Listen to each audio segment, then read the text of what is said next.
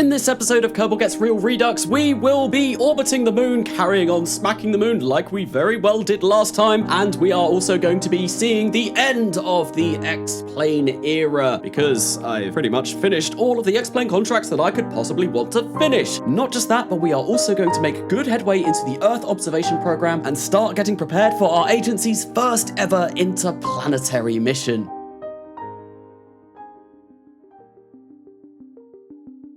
So we are going to kick off proceedings straight into a flight. No Space Center at the beginning of this episode, no, because to be honest, over the course of January, nothing really happened. There wasn't anything exciting. All I was doing was preparing the Space Center to launch this altitude surveillance plane on the 29th of January. This is going to be the final time we fly one of these, because this is the last contract that I want to try and attempt to complete. The hypersonic optional contract as part of the X-Planes program. And in order to do that, I need to be going faster than 2,400 meters per second for a grand total of 2 minutes. You can see we have achieved that speed. However, the front of the plane does like to heat up quite dramatically whilst I am doing this, and this did instill quite a bit of fear inside me. But unfortunately, I am not able to maintain those speeds for the 2 minutes required. I actually only last about a minute and a half, so I'm 30 seconds shy. Now, I have had many people tell me before, lasting a minute and a half is nothing to be ashamed of. You can do so much with a minute and a half worth of hypersonic speed, and this is going off in a very dangerous tangent, but I was unable to do it. And I think in order to get that last 30 seconds that I am going to require to complete this contract, I will need a complete redesign of this plane. And that is something that I am not going to be doing. The reason for this is I have now finished every single necessary required contract to complete the X-Planes program. And I think I am done with X-Planes for now. There will be more planes in this series, but they are going to be full-on space planes. The next planes that I will do will be shuttles and space planes, because I really want to finish that program. If I finish that program, I can pick up potentially a much better program that will pay me much more money.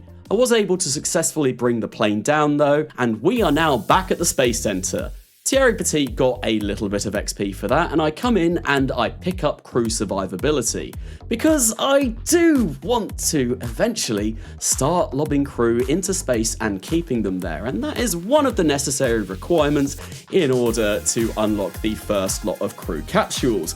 That will be quite a ways off yet. I do aim to try and beat historical milestones, and obviously 1961 was first crewed orbit in real life. I want to try and aim for about there. Now, with 750 researchers to my name, the next Blue Sky electronics node is going to be finished in June, and I want to really push for that, because that is going to increase the amount of speed my research gets done at, which is great. It means I'll be getting research done even faster. But before we reach that, we have the launch of the next Thunderbolt, and this is just going to be a communication satellite. I haven't even picked up a contract for this, purely because I am building these so quickly that I don't really know what to do with them. I don't have the technology at the moment to complete some of the more advanced contracts in the commercial program, so I'm just going to launch this, and then we'll have an additional communications relay up in low Earth orbit, which is going to be fantastic, because I am running into constant blackouts at the moment,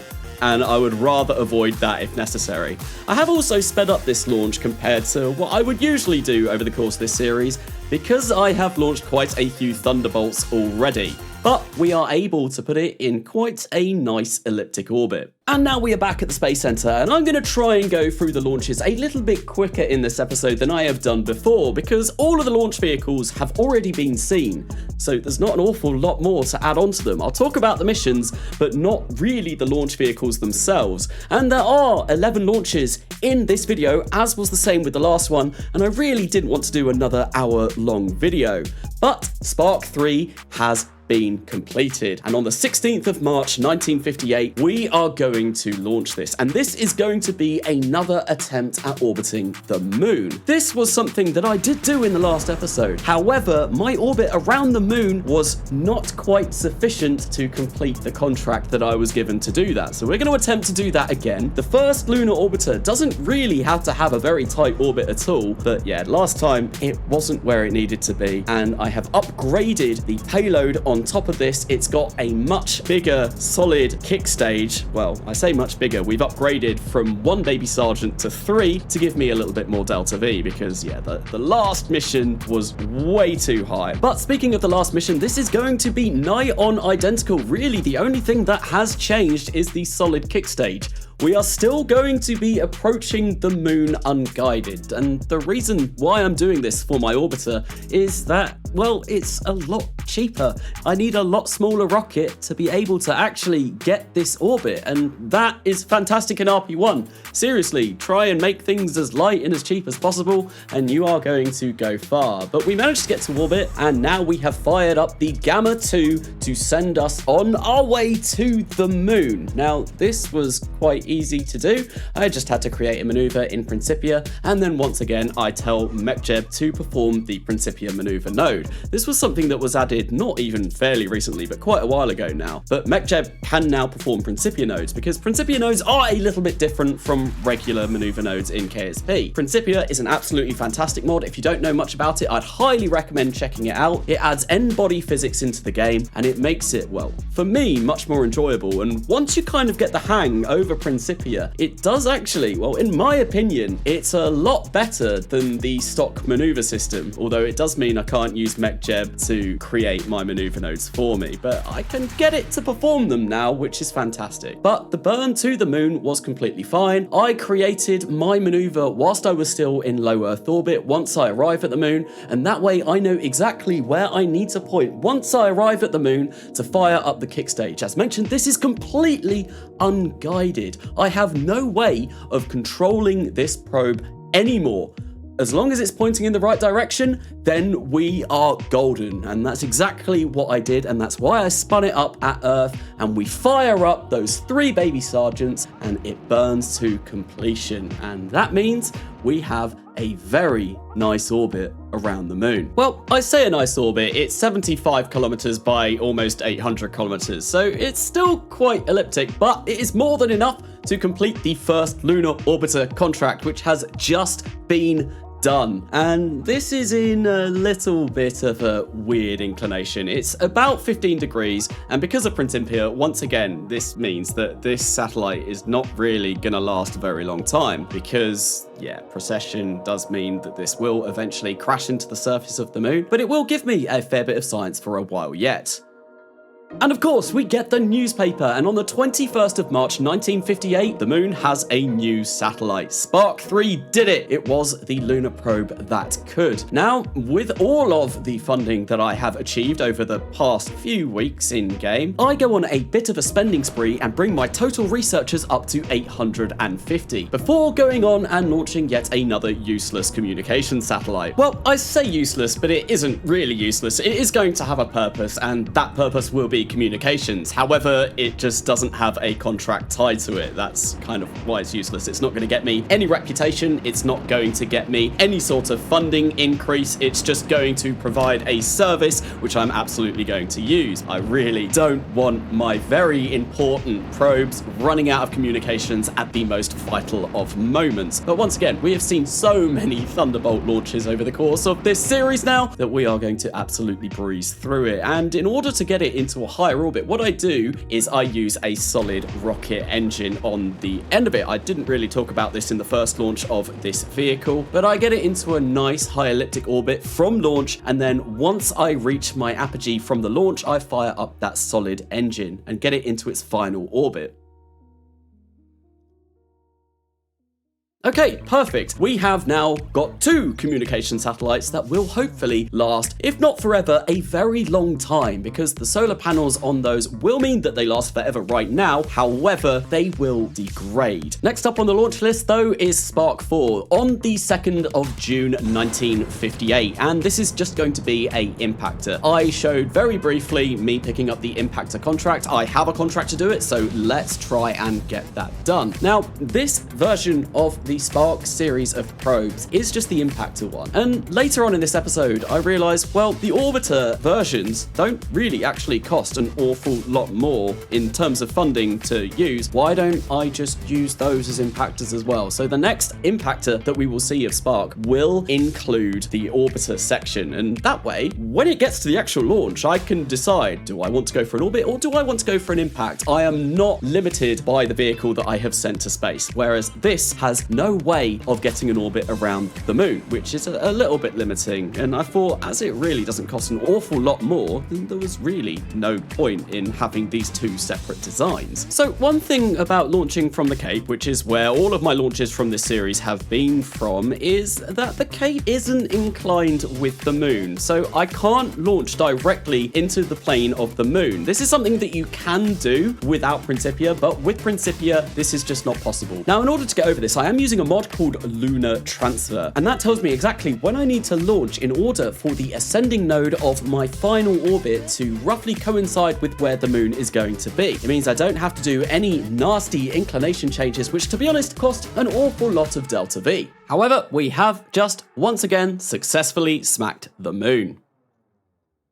Lunar Transfer is now included in RP1 Express install, which is fantastic, but with the science that I gained from that lunar impactor, I was able to pick up basic capsules. Now, this is going to take quite some time to research, so I am going to be a ways off of crewed orbits quite yet. I also do need to upgrade the astronaut complex in order to train my pilots up, or astronauts, so that they can actually use that craft. Here I am deciding not to finish the X-Planes program yet, because I still get a little bit of money, but what I am about to do is pick up the first orbital return contract. This is something required to finish the first commercial satellites program. So once again, we are going to turn to our workhorse, the Thunderbolt 4, and on the 27th of June, we are launching Jester I. I've mentioned previously in the series, all of the vehicles on all of the probes are going to be named after Enter Shikari songs or albums, and Jester is one of my favorite songs from Common Dreads. It is a bop. If you haven't heard it, definitely go check it out. It might be a bit heavy for some people's liking, but I love that song so much.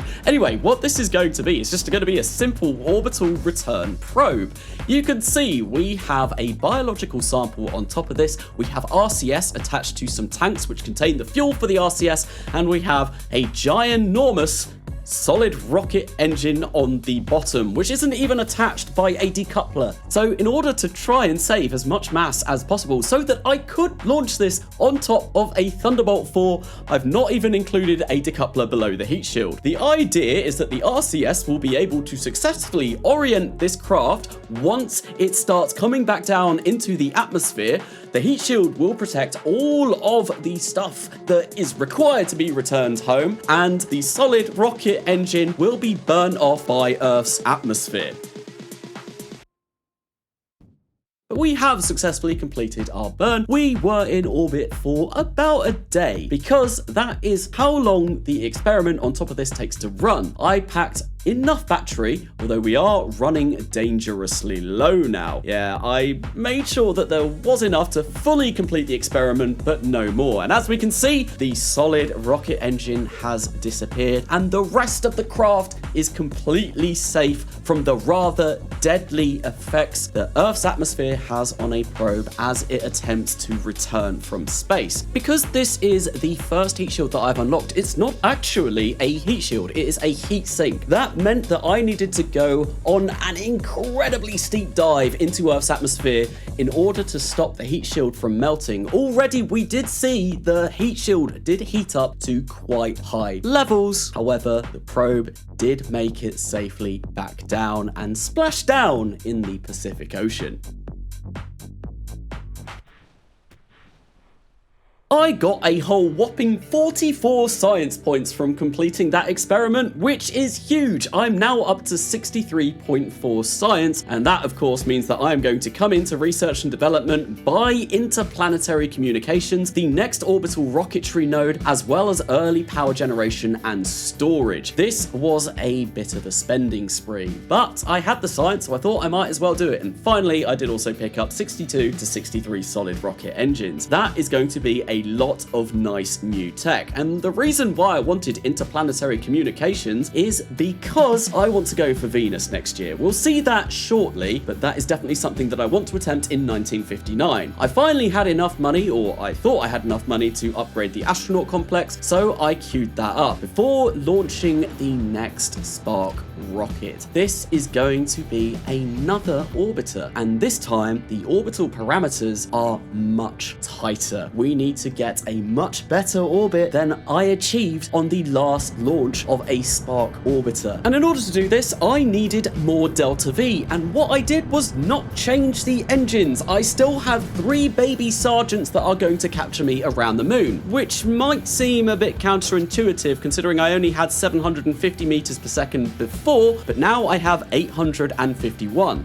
And in order to do that, I basically took away some of the battery in the probe. I made the probe a lot lighter, and I managed to secure myself an additional 100 meters per second of Delta V. And 850 meters per second of Delta V is roughly what you want in order to get a nice tight orbit around the moon, and that's exactly what we're going to be going for. And it is at this point that I realize I am talking about the next launch, because this is just going to be an impactor. I said that the Spark orbiters and impactors were going to be the same from now on, and having 2 Sparks back to back, I forgot which one came first. Yes, so we smacked the moon, and now we are on to Spark 6, which is going to be a lunar orbiter on the 12th of October 1958. Well, it's going to be an attempt at doing an orbiter. The last mission definitely wasn't an attempt. I swear, it was always designed to be a lunar impactor. I didn't just completely screw up my maneuvers when I was flying that mission. No, I wanted to do the impactor contract first because the impactor contract actually gives you a little bit of science. I believe it's about 15 science points each time that you impact the moon, and I thought, well, the orbiter will give me a bit of science over time, but an impactor is 15 science points straight away, which is fabulous. But once again, Spark 6 does make it to orbit, and now we are burning the Gamma 2 stage, the translunar injection stage, to set us on our way over to the moon. And this time, I am going to be fiddling around with getting my capture at the moon all done, because I didn't do this in the last one because it was just an impactor, I swear. But you can see I am plotting out the exact amount of Delta V that I have in that final stage, which is going to be 851 meters per second. At least that's what Delta V stats on MechJeb is telling me. And the height that we're coming at, it's going to be a very good orbit, 100 kilometers by 50 kilometers. That is insane for an unguided stage. Now, obviously, I've still got to burn to try and get that orbit, but if we can get somewhere anywhere close to that, I will be incredibly happy with this mission. It will complete the contract, and it also should mean that it stays in a decent orbit for quite a while. The more circular your orbit around the moon is, the longer the probe will last. There are some frozen orbits, which theoretically should mean that the orbit will last indefinitely, but unfortunately, we are not in one of those, being at an inclination of about 31 degrees. But you can see we fired up the engine and we are in a very nice low orbit indeed. I force run the telemetry report because I needed to transmit some science from the moon, and I didn't really want to wait for one of the much longer lasting experiments to run. I wanted that contract completed yesterday, and yeah, the orbiter contract was complete. The orbit was a little bit lower than I was anticipating, 26 kilometers above the surface of the moon at some points. It is quite elliptical, so it probably will decay quite quickly. But with both orbiter contracts now complete, I can finish the early lunar probes program. So I'm going to head over into the administration building, and that's exactly what I'm going to do. And because I finished this program way faster than was anticipated, I gained an extra 300 reputation, which is going to really help with my funding over time. Whilst in the admin building, I also finally finished the X-Planes program and picked up uncrewed lunar surface exploration and interplanetary, early interplanetary, which means I am going to have to fly by both Mars and Venus. So this is me at the transfer window planner, figuring out when they are going to be. And Venus is only in 226 days. So I've really got to get a leg on in order to try and do that. But first, we are going to be launching Rad I on the 4th of November. This is going to contain a cosmic ray science experiment that is required for one of the contracts for early Earth observation satellites, and I didn't unlock this technology until just before this launch, and this is a program I desperately want to finish. So we are going to launch this into a very elliptical orbit. Or we would if the engine worked.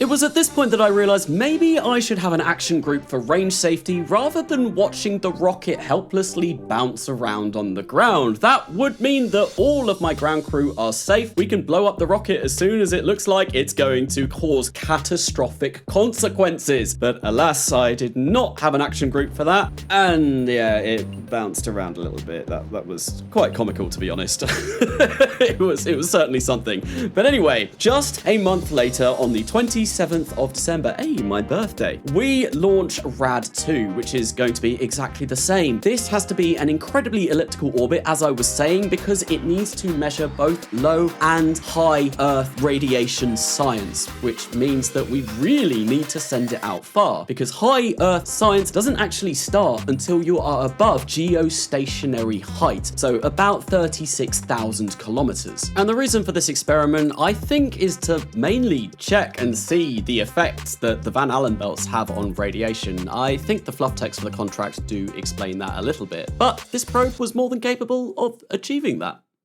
I do, however, have to wait 45 days in order for that contract to complete, because it is a contract that takes duration. It has a time period, and yeah, it needs to stay in orbit for 45 days and also complete most of the science for the cosmic ray science experiment. But whilst we wait for that to complete, the following day, the 28th of December, we are going to have Jester II. Now, Jester I was launched on top of a Thunderbolt. Jester II is on the much larger Odyssey launch vehicle, and the reason for this is because the payload is no longer an advanced biological capsule. It is much larger. It is a it's a weather it's a camera of some description. I was losing what series I was in for a minute then.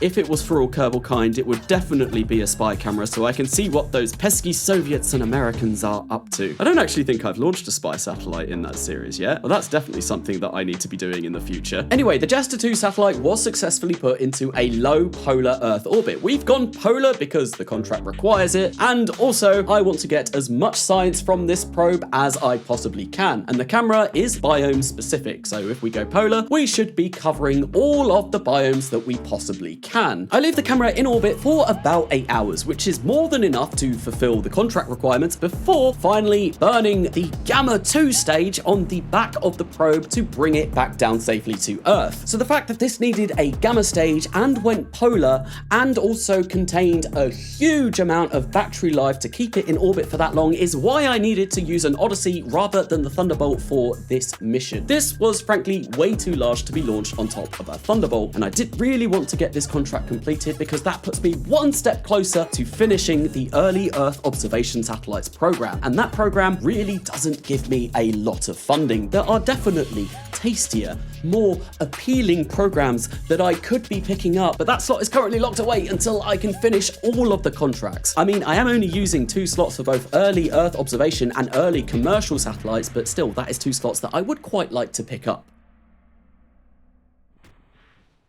The mission, a complete success, gains me a rather large amount of science, so of course I'm going to go into research and development and pick up prototype Hydrolox engines, which is a fantastic technology to achieve. I also picked up stability as well because I had 15 science points left over and I thought, well, I might as well spend them. But we find ourselves at the end of 1958, and to come in 1959, we are going to be attempting to go interplanetary, as well as really starting to think about building up some infrastructure so that we can send our Kerbals to space and then return them, because it would be quite bad if we left them in orbit. Now, the next episode should hopefully be coming a bit quicker. The reason why this one took so long to do is I saw another 11 launches and that filled me with an incredible sense of dread. But I've decided, rather than editing another hour-long marathon, I've tried to condense it down as much as I possibly can. It does mean that there may have been things that I missed over the course of this video that I would have spoken about if I'd made it slightly longer. But if there's anything you'd like to know, please leave a comment. It helps push this video out to the masses. Or alternatively, come join my Discord. There is a link in the description of this video. I am pretty active over there, so come check it out. A big thanks to KC, CDR San, Opus, Redstone Wizard, Shadow Dev, Y Mandarin, Darth Malachor, Mr. Blue Star, Rail Cowgirl, Ryan Miller, and the rest of my patrons and members for their continued support. I have been Karnasa, and I will see you later.